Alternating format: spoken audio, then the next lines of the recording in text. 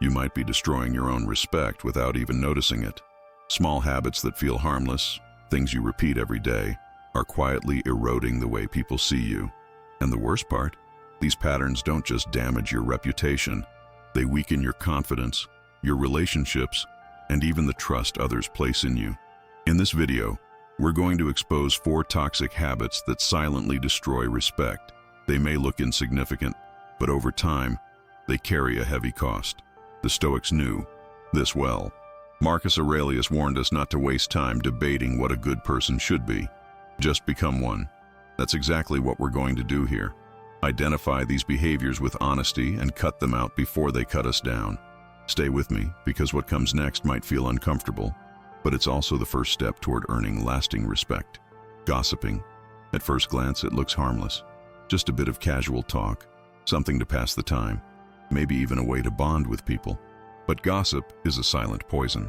Every time you engage in it, even without malicious intent, you send a message about yourself, one that says louder than words, "I am not trustworthy." Think about it. The person who gossips with you will gossip about you. It's never just fun conversation. It's always a signal that you can't keep secrets, that you feed off other people's mistakes, that you enjoy dissecting their private lives rather than building your own. And the truth is, people notice. They may not call you out, but deep down they start asking themselves, if this person talks about others like that, what are they saying about me when I'm not around? I learned this the hard way back in college. Gossip was almost like a sport in my group of friends. Conversations revolved around who was dating who had failed an exam, who made a fool of themselves at the last party. At the time, it felt normal, even entertaining. Then one day, something personal about a quiet classmate, let's call her Sarah, leaked out. She supposedly had a crush on someone in our class. That tiny piece of information spread faster than wildfire, and before long it became a running joke. Sarah didn't laugh. She withdrew, avoided people, and carried the weight of humiliation in silence. Watching her change hit me like a punch. I realized gossip always leaves scars. It's never innocent. It chips away at someone's dignity, while also revealing something ugly about the person spreading it. From that moment, I couldn't look at harmless gossip the same way again. The Stoics were very clear on this. Epictetus warned, if it is not necessary, do not say it. And gossip is never necessary. It distracts from ideas, from growth, from real conversations that could elevate both you and the people around you. The more you indulge in it, the smaller you become in the eyes of others. Because at its core, gossip is weakness. It's focusing on other people's lives because you haven't mastered your own. Here's a truth worth remembering. Small minds discuss people, average minds discuss events, and great minds discuss ideas. Every time you choose not to engage in gossip, you're silently choosing which category you belong to. Do you want to be seen as someone who thrives on drama, or as someone whose words carry weight and meaning? Respect begins with what comes out of your mouth. If you want people to trust you, your conversations need to build, not break. You don't have to police others. You don't have to preach.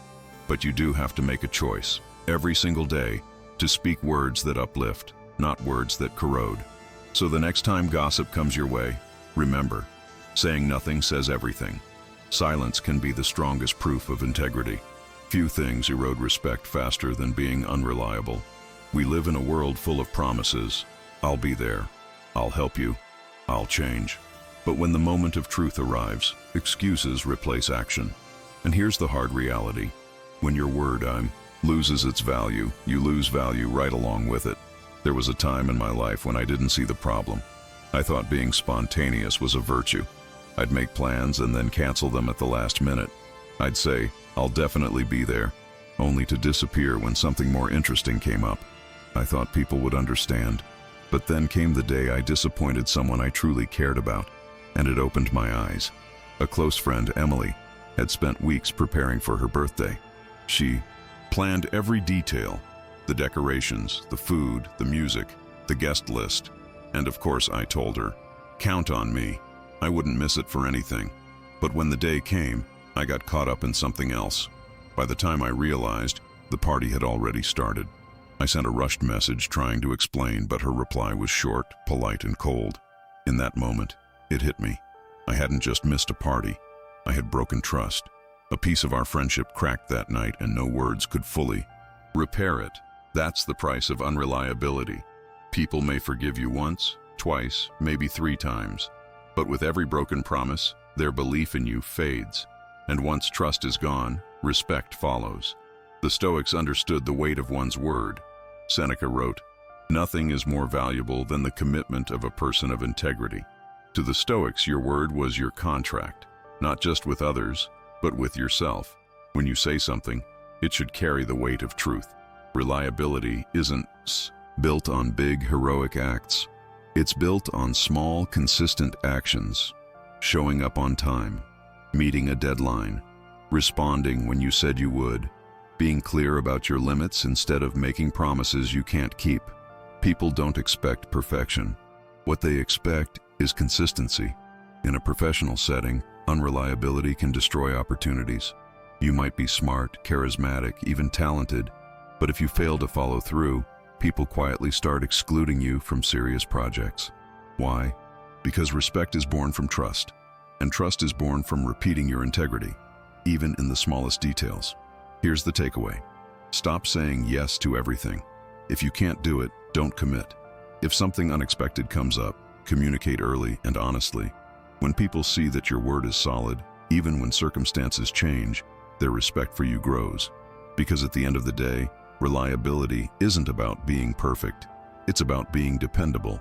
And dependable people are the ones who earn respect wherever they go. Sometimes losing respect doesn't come from huge mistakes. It comes from small, almost invisible habits that people quietly notice over time. One of the most common and most damaging is interrupting others while they speak. At first, it feels trivial. After all, who hasn't done it? You're in a conversation, ideas are flowing, and you jump in with your point. Maybe you think you're showing enthusiasm. Maybe you believe you're just contributing. But interruption carries a hidden message, one that people feel even if they don't say it out loud. What I have to say is more important than what you are saying right now.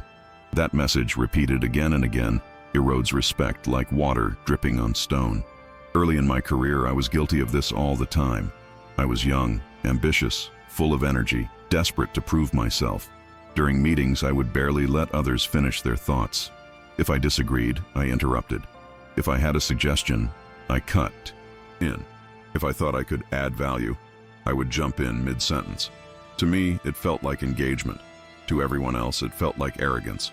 One day, after yet another meeting where I spoke more than I listened, my manager asked to speak with me. She didn't raise her voice. She didn't criticize harshly. She simply said, "You're always ready to talk, but rarely ready to listen." Those words hit me harder than any formal warning ever could, because she was right. I wasn't truly listening. I was just waiting for my turn to speak. And that wasn't confidence. It was ego dressed up as enthusiasm. The Stoics saw listening as a form of wisdom. Epictetus, who began life as a slave before becoming one of the greatest philosophers of antiquity, said, "We have 2 ears and 1 mouth so that we may listen twice as much as we speak." That wasn't just a clever metaphor. It was a principle for life. From that day forward, I began practicing what I now call Stoic listening. Every time I felt the urge to interrupt, I forced myself to pause. I'd take a deep breath and ask, "Does this need to be said right now? Or can I wait with humility and listen until the end?" That tiny shift transformed not only how people saw me, but also how I saw myself.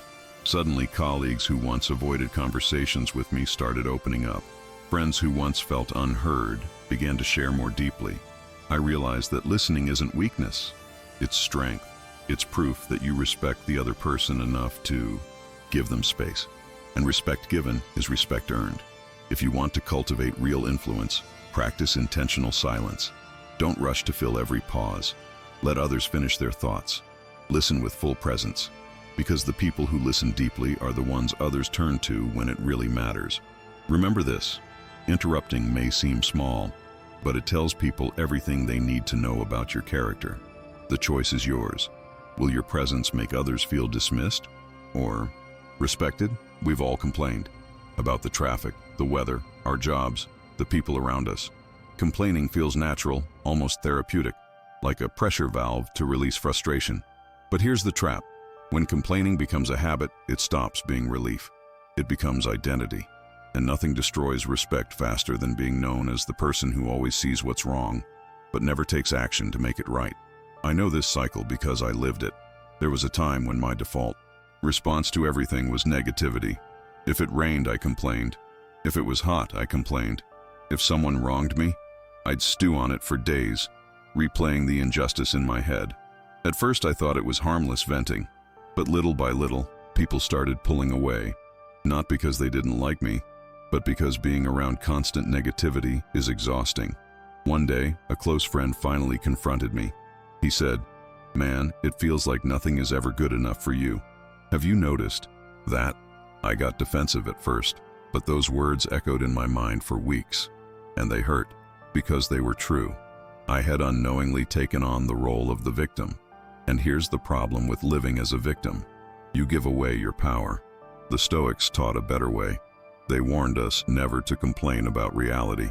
Instead, transform what is within your control and accept with serenity what isn't.